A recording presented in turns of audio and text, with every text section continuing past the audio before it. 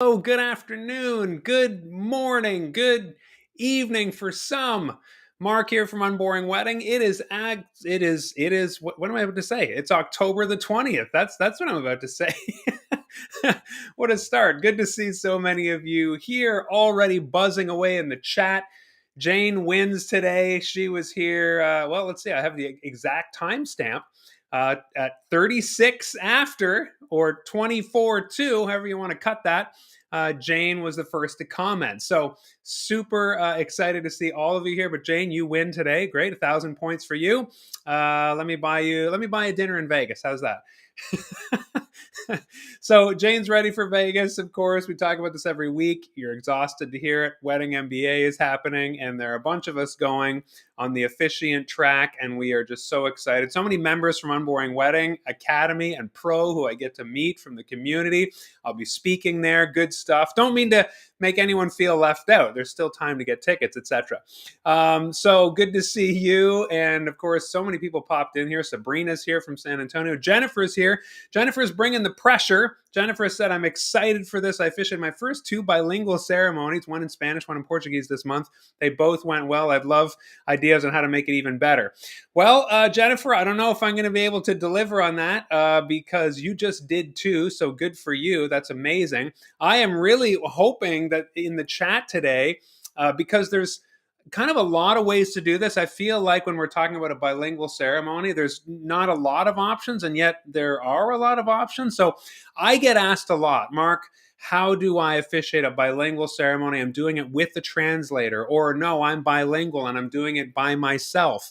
What do I do? How do I do it? So I just really wanted to lay out the options, kind of kick the tires. However, there does seem to be a suggestion that I make whenever I get these emails and these questions, that a lot of people have said, oh my gosh, I have never thought of that before. And it always surprises me.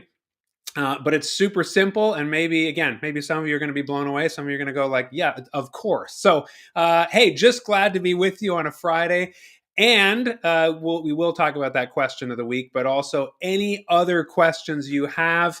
The last few weeks, I've been ripping away about the topic on hand, and then I look in the chat and there's something completely off topic, quote unquote, but I love that, and that is why we are here as well. So love to get all the questions, because I know a lot of you, you got weddings maybe even tomorrow or next week, and hey, while I'm here, I love to help.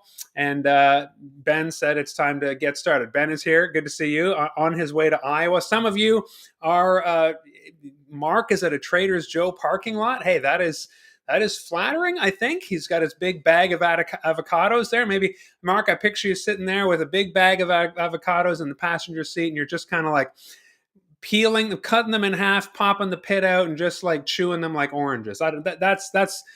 Can I have that image of you, Mark? Is that okay?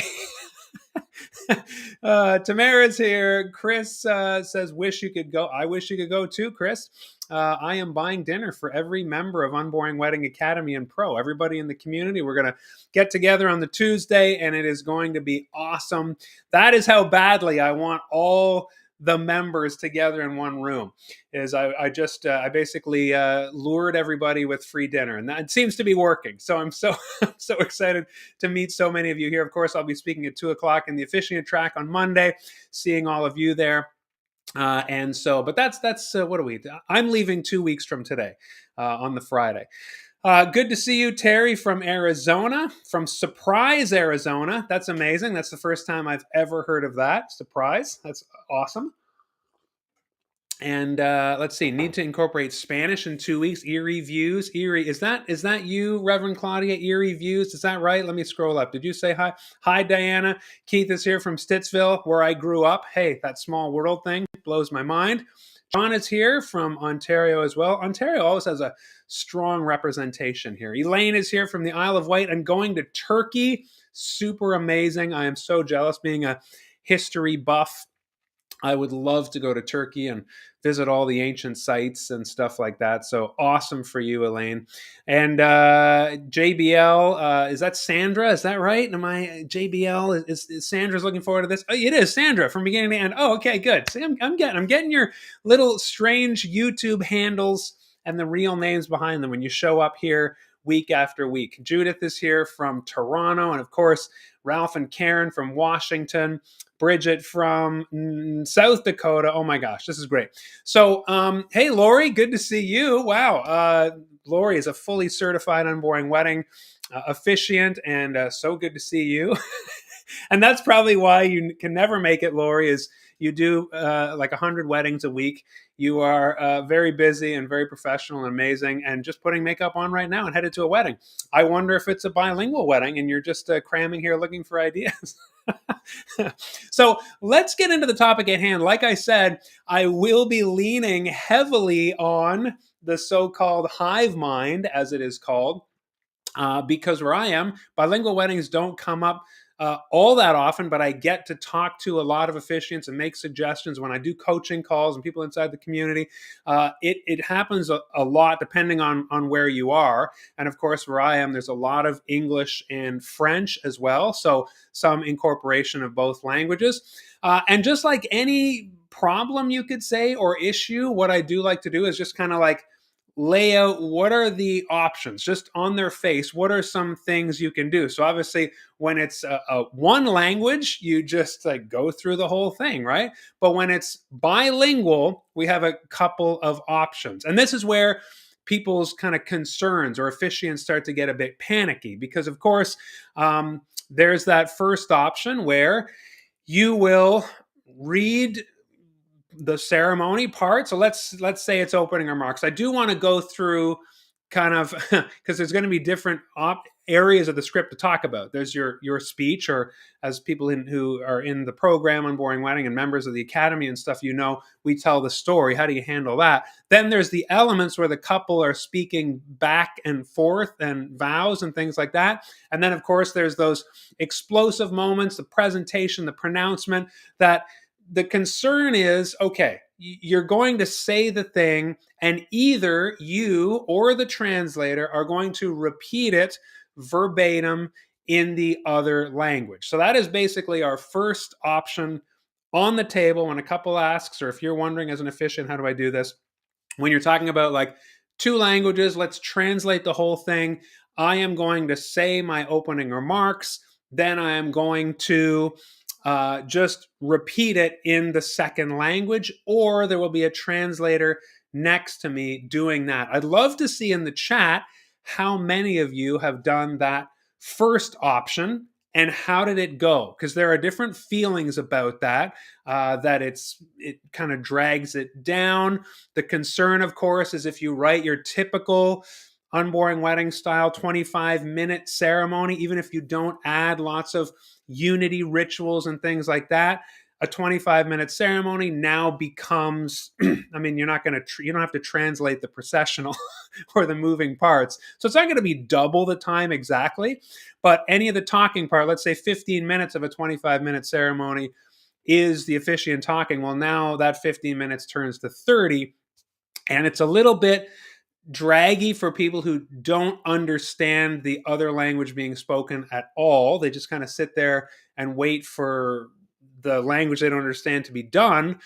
Or worst case scenario, the other drawback is they do understand both languages and they just kind of sit there and let it happen. They've already heard it the first time. The reactions won't be as big on the second time. So that is the first way. And I guess the thing to consider as well is, of course, the proportion of your guests, the couple's guests. How many of them kind of need the translation? And this is what will come up later, where we'll talk about maybe a really good solution or a hack that I have recommended. But is it going to be 10 people out of 200 who need the second language? Is there something we can do about that? So the first option, again, translate the whole thing word for word by repetition. Are you with me? There's some. Let me just pop in the chat here.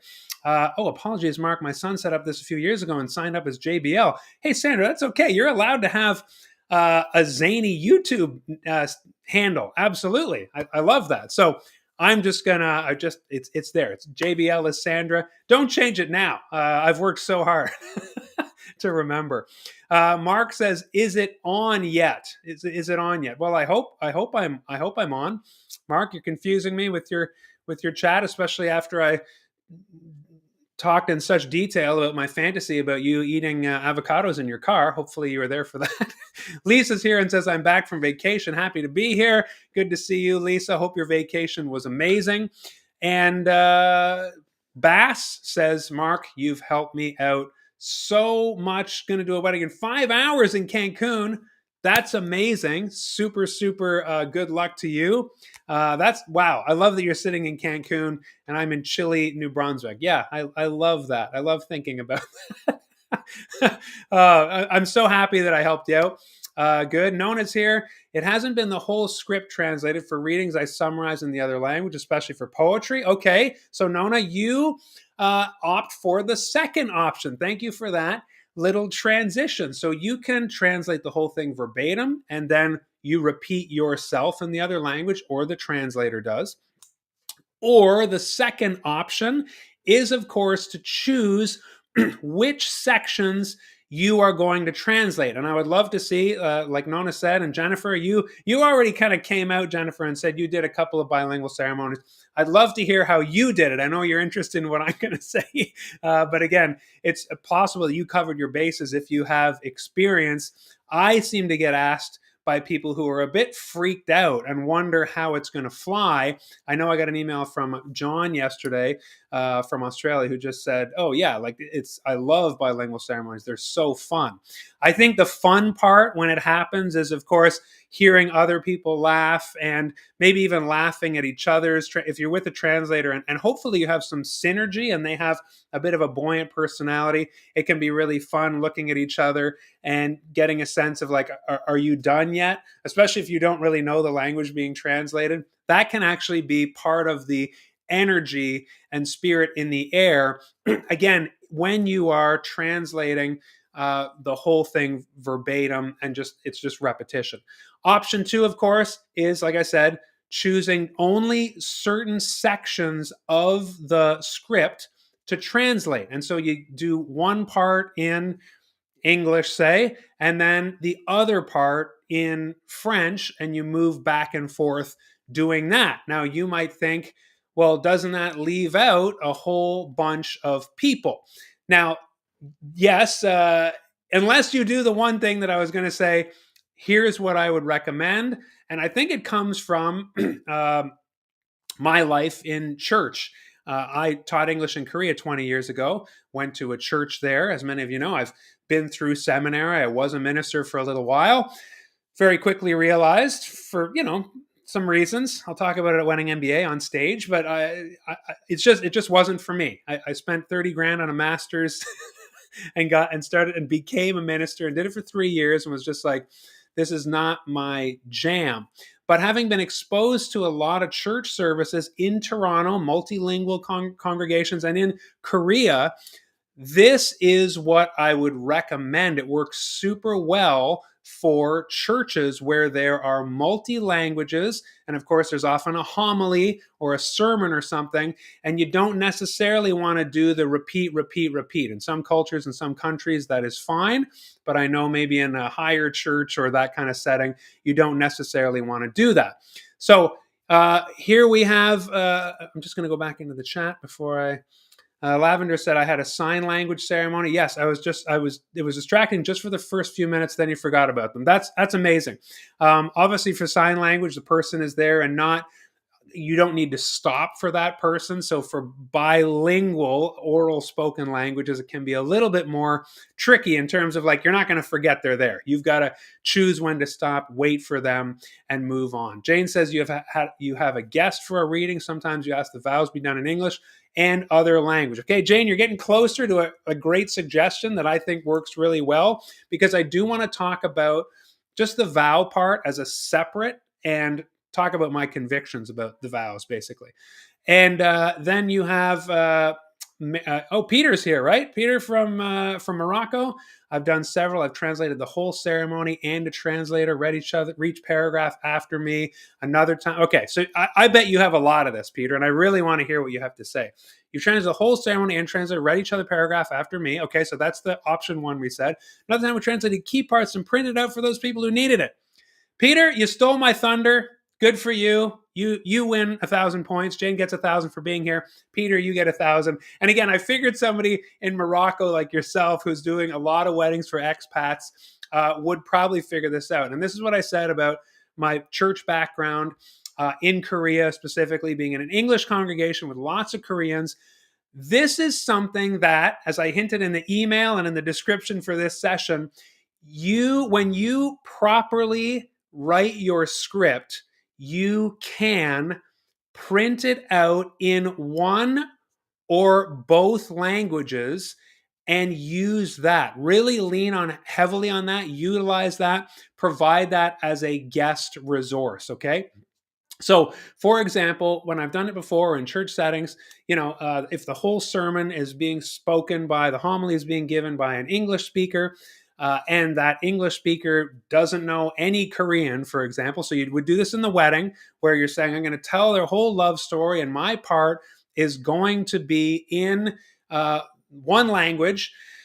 You probably want to be a bit more accommodating for a wedding. But again, in a kind of English congregation where the homily was in English and the minister only spoke English, what they did was they printed the whole thing out in Korean so that English speakers could follow along. Now, again, a Korean in that case knows they're going to an English church, and they're willing to kind of put up with that discomfort. I think in a wedding we can be a lot more accommodating, and that's where the unboring system of writing the whole story out. I say this all the time. This is a bit of a side note, but you are not memorizing your script, right? When you're an officiant, you write everything out and you read it, which puts us in a very unique position where, like I say, it's not like a charismatic church service or something like that, where somebody might be riffing, a minister might be riffing or something, and then the translator's got to adapt with them and kind of repeat whatever they said, whatever came to their mind.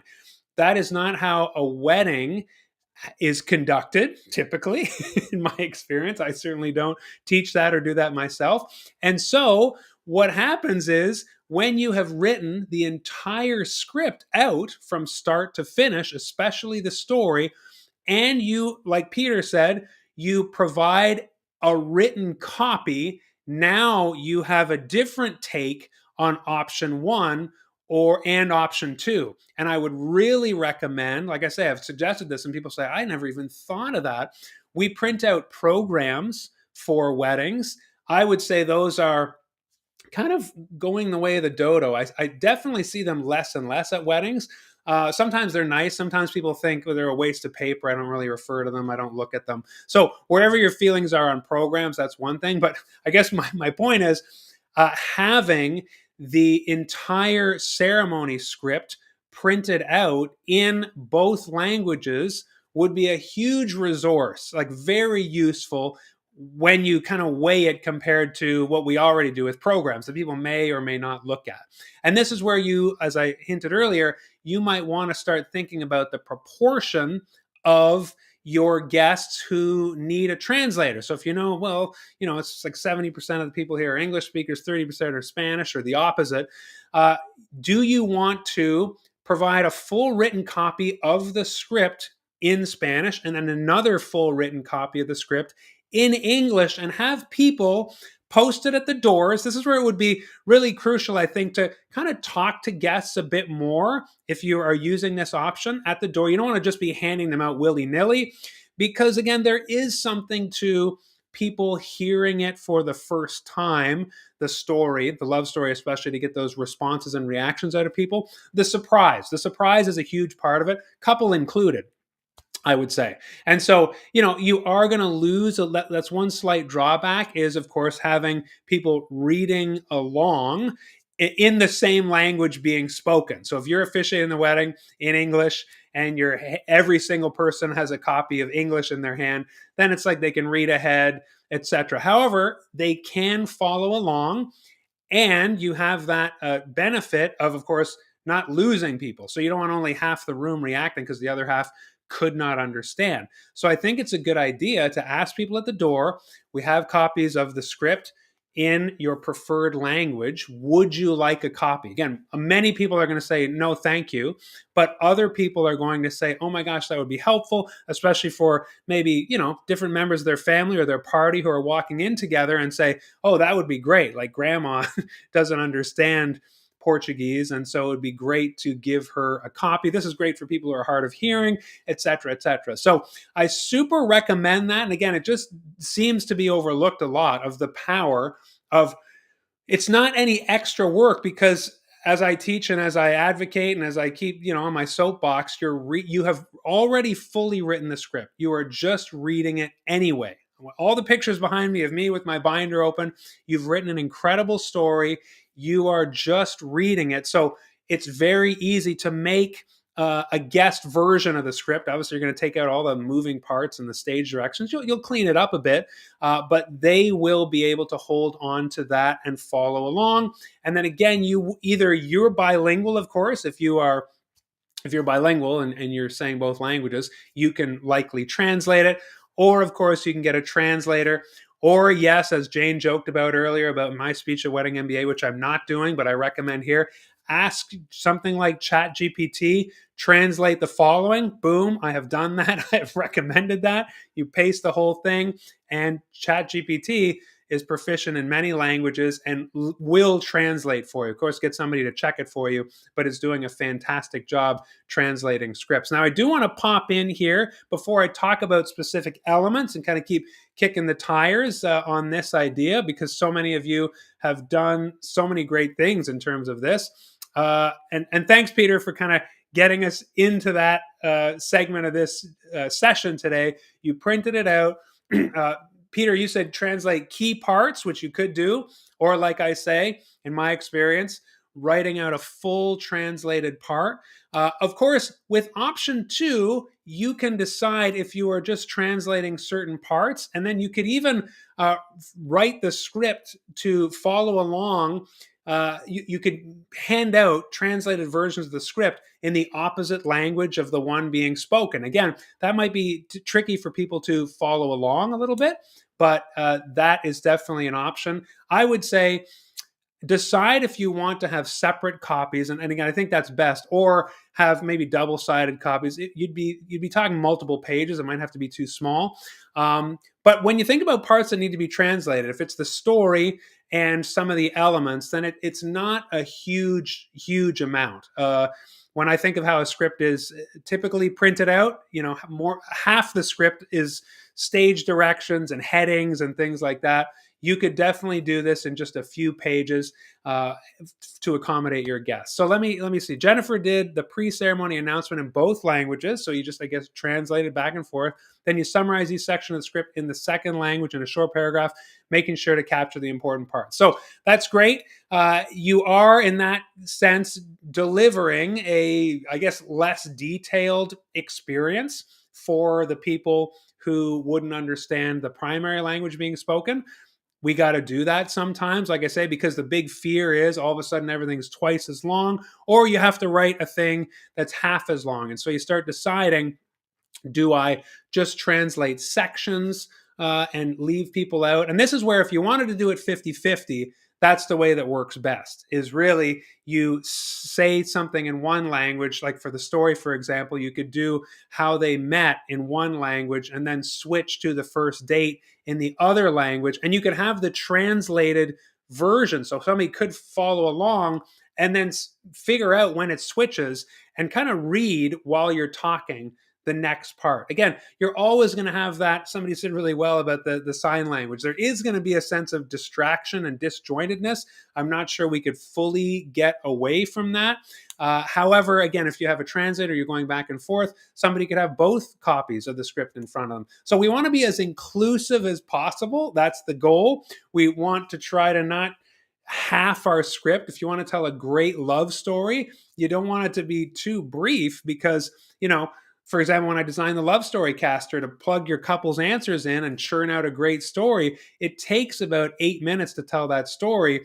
And I would not want to shave that down personally. So that's where you have the choice of saying, am I going to switch back and forth Or do we just decide that I'll tell it in one language and everyone else can read along? Or are we switching back and forth? So there's no right answer here, but I do think that printing it out in one of those varieties is the hack. It is the best way. And like I say, it's one of the most overlooked ways. It is a huge resource, whether you print those out or good old QR code or something like that. Ask people to visit a web page when they enter and read it on their phones. I don't think you want a lot of devices out. At a wedding, typically, we're still printing programs out.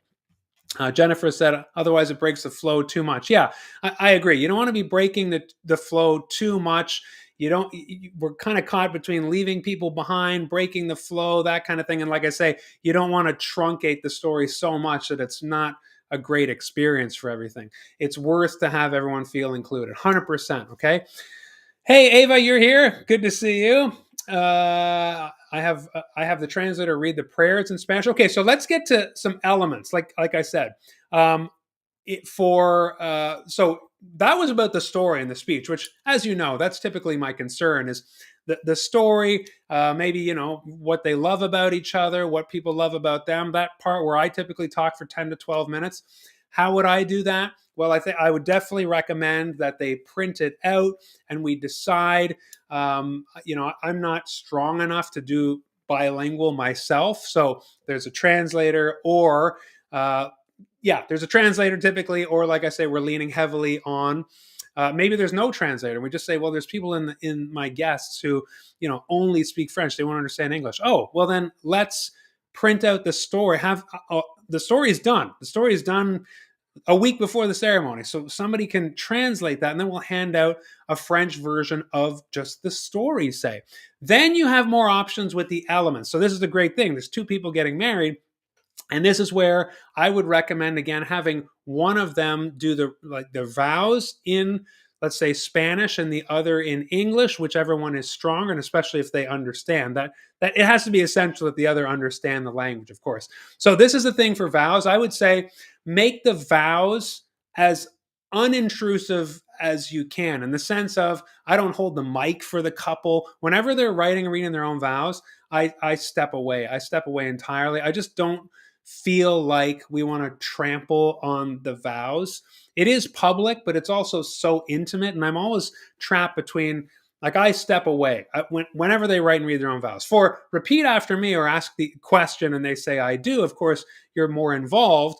And that is where you can definitely ask one of them the question in English, say, and the other the question in Spanish, and they can answer in their language, I do, or even for repeat after me. So anytime there's an element where each of them needs to say something and do something, that is super conducive to, one of them says it in one language, one of them says it in the other. For writing and reading their own vows, I would say, again, whatever they're most comfortable with, that is the kind of thing where you could have the option of, again, printing them out and including them in the program if they wanted.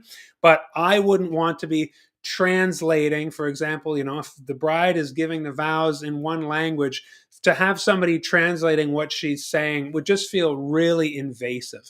I think that should be a very intimate, like, leave it alone kind of part. We're observing it, but we are not involved as the officiant. That's just something that I always say. Don't hold the mic. Don't even stand between them. Just get lost. Nobody needs the officiant there for when they're saying, right when they've written and they're reading their own vows to each other in the ceremony. So that's the one exception where I would say, yeah, sure, ask them what they want to do in terms of the bilingualism, but don't butt in for that part. Jennifer, you've been very helpful. The one I have this weekend is interesting because all the guests speak English, but the bride herself is a native Spanish speaker and speaks very little English. Okay, so that's an example of you'll want to ask how they want to incorporate this. Interesting that all the guests speak English except the bride. So that is a whole different thing. Hey, look, it's 29 after. I like to keep this to half an hour. That's interesting if you have one member of the couple who she might need a bit more Spanish. And of course, it's sometimes really, really charming when the other half of the couple, like, so, if she's getting married to whoever she's getting married to, that person will maybe speak some Spanish or try for her sake. That's always really, really lovely. when, as I've done in ceremonies, they want me to speak some French, but one of them is really proficient in French, the other doesn't speak any French, and so he will really try. He'll put together some French sentences and read them to her, just to charm her and the family. That's always really nice too. Let's see. As Natalie said, you can start translating different elements. So you can have one reading in Spanish, one reading in English, or whatever. That's where, again, I don't know that you need to fully repeat for readings or things like that. I think it's okay to just have a Spanish poem read in Spanish, but then you'd want to give equal time at something for the English people or whatever the other language is as well.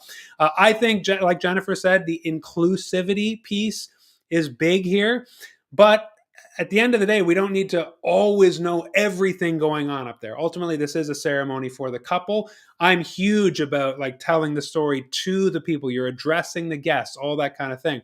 That said, if there are a couple of more intimate moments that are done in a language that is not understood by everyone, that's not the end of the world. We are going for total inclusivity, but at the end of the day, there might be some elements up there where we're weighing the intimacy between the couple a little bit heavier than the need for everyone to know what's going on. Okay, so John says, I've chosen key elements of the ceremony, share some in both, trade between language, second language. A manner allows the guests to know exactly where we are in the ceremony. That's good. And that's the thing about if you print the whole thing out and maybe even translate, like I say, the opposite parts to what you're saying in the language that that could work too.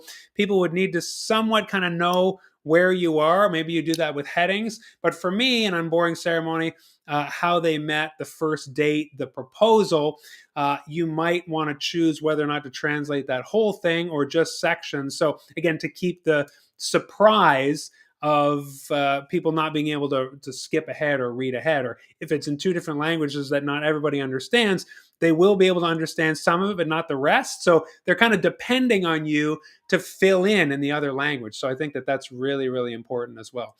Sandra says, how much of the script do you put in there and what parts? Yeah, that is what we've been talking about. You asked that 10 minutes ago. So hopefully we are getting to to that answer where I say you can translate some of it, you can translate all of it. The easiest thing to do, like I say, would be to print out 2 full copies, like I said, guest copies, not the copy you're holding with all the details and everything, but you would hand those each out to the guests and ask them at the door. Just say which we have full copies of the script if you would like. Just for, if you feel like for language proficiency or things like that, you'd have to kind of talk to the greeters / ushers / door people exactly how to phrase that and just offer that almost like, the same way you would offer hearing aids for the hearing impaired or something like that. Just say, this is an aid if you need it, because the ceremony will be spoken primarily in X language, okay? Jane says, I move away for vows. Excellent. That is, again, yeah, you do not need to be anywhere near them when they are writing and reading their own vows, except for handing them the mic and their sheet and getting out of the way. Ava says, I aim for a balanced flow where I can say this. Yeah, I know that you are bilingual, right? Sometimes you go with the vibe in the room. That is awesome. That is great too. And if you are bilingual, you don't have to plan with a translator. Ava kind of goes back and forth between them by the vibe in the room, maybe understanding how the families are understanding, and of course, making sure that maybe the funnier parts are known. But there is that thing of like, it's ultimately that's what we're talking about today. Is it's so maybe pedantic to translate the whole thing. That said, to truncate it and shorten it to the point that it's not that great, we don't want that either. So we're always trying to mitigate the risk of both those extremes, I would say. Ceremonially, a bride in Spanish, everyone else in English. 2 poems, yeah. Okay, so Lavender Lace says I got a dash. Anyway, that was great. So do not forget to mash that like button. Lavender Lace, you're doing my marketing for me. Well done. Thank you so much. So that is really it. I know a lot of you have experience in this, but I would say, remember, don't discount the power of providing that written aid. And when you have written your entire ceremony, the story part, again, what they love about each other, what other people love about them, just you can include that whole thing so nobody feels left out. You can print it out in both or one of the languages. You're going to think of the proportions. Okay, 30% of the people here will not understand it that well. So give them, for example, if the 30% speak Spanish, provide the whole ceremony in Spanish and give it to the people who might not be following along as well. And then, make it really easy to understand what part we're in with the headings and that kind of thing. And of course, as for the translator, you might want to provide 2 copies of that as well. There is no, maybe Sandra is like, just give it to me straight. There is no simple answer here, but I am seeing a lot of forgetting. Just going to keep saying this. This is the last time I'll say it. Forgetting what a huge resource printing it out can be. And Peter said that right off the top. So I love that. Peter's in Morocco, does a lot of weddings. He's an Unboring Wedding member, has been for years. And I know he's killing it up there in Morocco with unboring ceremonies and marries a lot of expats. So you would have seen this a lot. So any other questions before I pop off here? It is 35 after. And I can answer anything you want about this or ceremonies in general. I know some of you have said, I've got a wedding in a few hours. Do you feel like you got a lock on your wedding this weekend or coming up? But I will basically, we're 30 seconds away. If I don't see a question in the chat, I will just head out here. And I'll take this opportunity to say, yes, don't forget to mash the like button. If you want, remember, if you want to become a full member of Unboring Wedding, like so many amazing members in the chat, and get access to the Love Story Caster, which is the tool I built that writes your couple's love story for you, which again, makes it so easy to have your couple's love story from the answers they provide. You just plug them in, click a button. It sends you within 3 minutes. Believe it or not, in less than 3 minutes. I did one today for my wedding coming up. It was a minute and a half. Amazing love story. And you could just take that and, maybe you're going to edit it a bit, but you can print that out and hand it out to the guests. You can also translate it yourself or with somebody who knows the language, or yes, ChatGPT is a great translator. You can do that too. So that's unboringweddingacademy.com to get access to that and become a full member. But I appreciate so many of you. Thank you so much for your feedback in the chat. There are a lot of us doing bilingual ceremonies. There are multiple hacks, and I just get asked a lot. And so you have been a huge resource today in the kind of the teamwork making the dream work here for bilingual ceremonies. And so many of you took the words out of my mouth, and I just keep coming back to Jennifer saying we want that inclusivity more than anything. Even like I say, more than a church service where somebody knows I'm going to X language church and they will accommodate me. For a wedding, I think it's important for everyone to feel equally important as best we can. And so providing that written resource is so super helpful. That's awesome. I'm seeing my husband and I do them together. If you're a duo and you know each other's rhythms and things like that, that's amazing. Sandra says, I love watching the playbacks as I do all the time, but nothing like the live. Yeah, I'm so glad you're here live. You can see every single one of these on my YouTube channel. Just go to the live tab. A lot of people don't see those because the YouTube channel will serve up kind of my more produced videos, which I will be working on this winter. But the lives are kind of typically in their own section. And that has all the replays of all the lives I've done all summer. And I don't intend on stopping doing these anytime soon. There will be those 2 weeks where I'm gone. Actually, maybe I can do a live and then get out of here 2 weeks from now. But I will be here next week for sure. Well, for sure. Touch wood, all that stuff, fate allowing, because I just continue. I love being on here with you. Like I say, I wake up on Fridays and I'm so excited to see so many of you in the chat. Gracias, Jane, to you too. I am working on my Spanish on Duolingo. Primarily a French speaker here, obviously, but I do want to become more proficient in Spanish as well. So good to see you. Lisa, thank you. And we've got another comment. It was so fun. One time he lost where he was and I had to step in. And hey, when you're doing that with your spouse and it's a down to earth, that can be really funny. And again, I think that's where a dynamic, as I said off the top, between two people who are kind of translating for each other, that can have its own incredible energy and dynamic that really adds to everybody feeling great. So, obrigada, Mark. I'm not sure what amazing language that is. I hope that was a a nice greeting, and I'm not sure if I'm butchering it, but and I'm not sure if I should say obrigada back to you, because let's just assume that it is. Now I'm going to go look it up for sure. But thank you for being here live. Thank you for those of you who are driving to Iowa or sitting in parking lots or all that, for making time for this, because it does make my day. And like I said, unboringweddingacademy.com. I am saying that because if you are not a member, you really need to be a member of this amazing community, and of course have access to the Love Story Caster, which spits out the story for you fully in full text. And it's really salient to what we're talking about here, because you could just print that out and provide that to people who need it and get it translated as well, because ultimately we want everyone to feel included. Thank you very much, everybody. It's Portuguese. Great. I'm going to go look it up. I have some Portuguese friends right here in town who are from Brazil, so I'm going to run off and ask them what that means. Thank you so much. Good to see you. Marry on. Have a good one. I'll see you next week.